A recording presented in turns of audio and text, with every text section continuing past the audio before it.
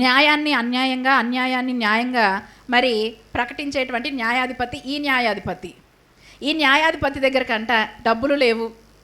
ఎలాంటి లంచం ఇవ్వలేదు. కానీ ఆమె చేస్తున్న పని ఏంటంటే పదే పదే నాకు న్యాయం చేస్తావా లేదా, అయ్యా నన్ను జ్ఞాపకం చేసుకో అనుకుంటాని వేడుకుంటున్నప్పుడంట చూడండి, ఈ న్యాయాధిపతికి ఒకసారి వచ్చినటువంటి ఆలోచన ఏంటంటే పొద్దున్న నుంచి సాయంత్రం దాకా ఆఫీస్ దగ్గర కూర్చొని ఉంటుంది, నాకు మనశ్శాంతి లేకుండా చేస్తుంది కాబట్టి ఫస్ట్ ఈమె కేసు ఏదో నేను తేల్చేయాలి, ఈమె నుంచి నాకు ఏ డబ్బులు రాకపోయినా పర్వాలేదని చెప్పేసి ఆమె కేసుని టేకప్ చేసి దాన్ని ఫస్ట్ క్లోజ్ చేశాడంట. ఒక